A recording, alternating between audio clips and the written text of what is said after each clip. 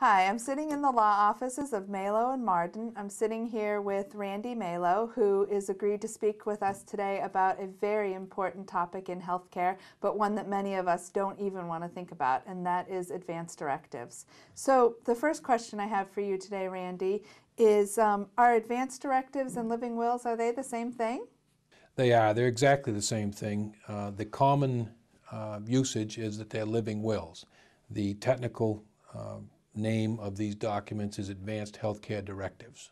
As I was putting together some advanced directive booklets for the hospital, I was looking through it, and it looked to me that a normal advanced directive has 3 parts. Is that correct? That's correct. The typical statutory Advanced Healthcare Directive in Maine has 3 parts.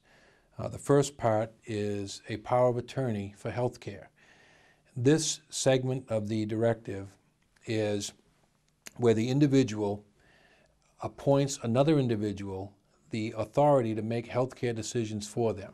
Now, these healthcare decisions can range from they can have the authority only when you are totally incapacitated, some would say in a vegetative state, or they can begin immediately so that if in any eventuality you're unable to make or communicate healthcare decisions for yourself, your agent can do that. The scope can vary tremendously within particular individuals, and it's what the individual desires. It's not part of the form that tells you the level of that scope. It's what the individual desires, what they're comfortable with. Right. The second part is where you give specific directions as to your health care. For example, and this is the most common one, many people, when they give an advanced health care directive, they're worried about those end-of-life decisions. So they'll give specific directions that they don't want or do want heroic measures. Heroic measures would be things like feeding tubes, artificial respiration, nutrition, hydration. Many people don't want that. They want to let nature take its course and be allowed to go when the time is right. Is that the same as a DNR or do not resuscitate?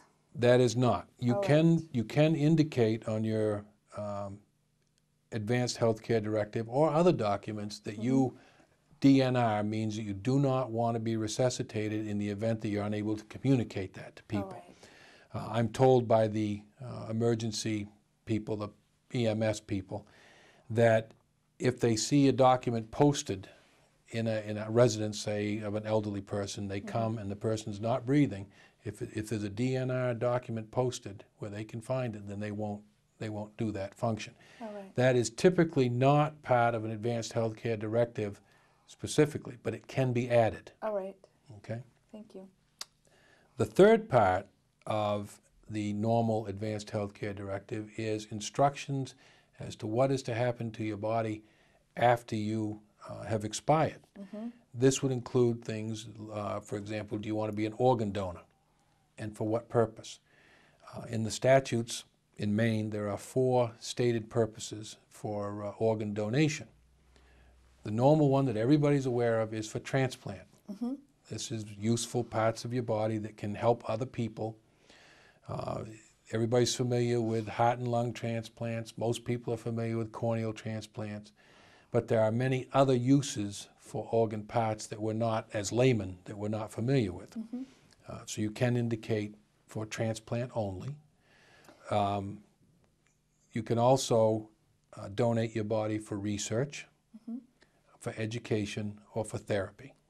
Now, when you check off the little box for your driver's license for an organ donor, I think I heard somewhere that that wasn't actually really enough. You needed to have something like this before they could really take that as a legal document. Is that right? That's correct. The driver's license is an indicator so that if you're in an emergency situation, you wind up in the hospital and you either expire or are about to expire, it's an indicator that you wish to be an organ donor. At that point, they will search for either an advanced healthcare directive and, in the absence of one, the next of kin to make that ultimate decision. That's why advanced directives are so important, because you appoint the agent that you wish. The important thing for people who are considering doing an advanced health care directive, and everybody should have one of these, All right. is that you have to make the decision what you want to have for end-of-life decisions or other health care decisions. You need to then choose an agent who is able to respect your wishes and implement your wishes in your behalf when you're unable. Now, this is an important consideration for a couple of reasons. One is you have to find somebody who understands what you want and is willing to implement them.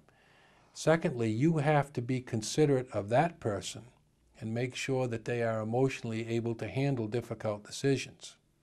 Because what you're asking this person to do is make literally, sometimes, life or death decisions. So if it's going to be emotionally upsetting for them, then you may want to consider somebody else. Okay. I know that the hospital has advanced directive booklets available for people to fill out. At what point in time would it be appropriate for them to seek legal advice when they're going through that booklet? Okay, people can do it on their own as long as they're very, very careful that they are only signing documents that they fully understand. Right. If they have any question about what they're signing or what the document that they're signing does or doesn't do, then they need to seek professional help. Now, any law office in town, certainly, and we're all general practitioners mostly, could certainly help somebody with that. It's very inexpensive, and everybody's afraid they go to a lawyer, the meter's run, it's going to cost a fortune. To do an advanced health care directive is very inexpensive at any office in town. And if you have questions or concerns, then you should seek professional help, because these are legal documents. They are very important, and they have ramifications that can go beyond your ability to reason or to change them. And we have had examples in the past where people, the whole family, knew what the individual wanted when the time came. But because the advanced health care directive had not been filled out properly, they were not able to implement that person's wishes. And that really is a tragedy. So if a person has an advanced directive booklet, how do they make certain that it will be available when they need it? It's a very good question. What we recommend that people do is that if they're traveling, that they keep one with them while they're traveling, perhaps with their passport or whatever else they may have. If they're just going to be around home, we recommend that they keep one at their doctor's office, at the hospital. If we execute them in this office, we keep a copy. And again, somewhere in their important papers at home. Wonderful. And their agent should always have a copy. So the person that they've named as their agent needs to make sure that they have a copy of that as well. Is this a certified document, like notarized, or it doesn't need to be? Yes, it's witnessed and notarized. All right, and we can just, so when they get it witnessed and notarized, they should ask for 5 or 6 copies just to be safe? Yes, absolutely. And then distribute them to people who would know if something happened to them. Perfect. Thank you very much. Okay. You're welcome.